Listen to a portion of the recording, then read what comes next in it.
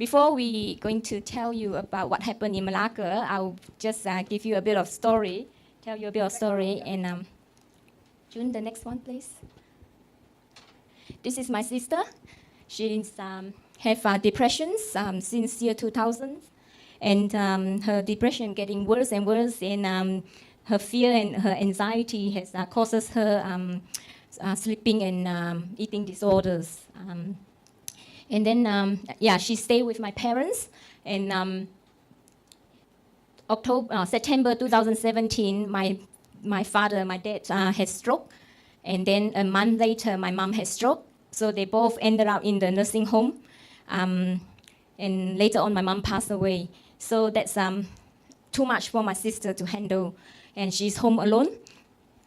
So for me, staying so far away in New Zealand, the only thing I can do is just call her regularly. So I call her like every second night to comfort her and keep her company. And at the same time, I talk to her about Jesus. And she learned to do prayers as well. And she prayed, and her prayer get answered. And she's so really pleased with that. And then middle of last year, she accepted Christ. Yeah, really good.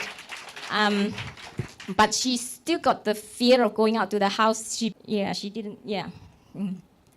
After she got saved, we still, continue to pray for her, and but still, we just don't know what else we can do. And then when the fire starter course, came along, we both just put our hand up. We say, "There's hope there." Able to walk out of the house, she can't even go to the letterbox and retrieve letter from the letterbox. So every bill will be kept there. She's too frightened to go out. She even covered the window with cardboard so that nobody knows she exists. She doesn't open the door. She'll peep up the door. She will, she and the world is totally separated. So even though we pray for her every day, it helps her, but she's still housebound. And can we have the next slide? Now, after our fire starter school, our pastor from New Zealand, Pastor John, prayed for her, baptized her in water and in fire. And Pastor John also went to Malacca and prayed for a few others. But the main one is her. So she was prayed for, and after she was prayed for and baptized, the next day, she walked out of the house. First time in 1.5 years, she can go to the nursing home to see her father. 当她父亲第一次看到她的时候，她说的是不可能。After this, she came out of the house. We brought her to do a haircut. First time in so many years, she haven't cut her hair.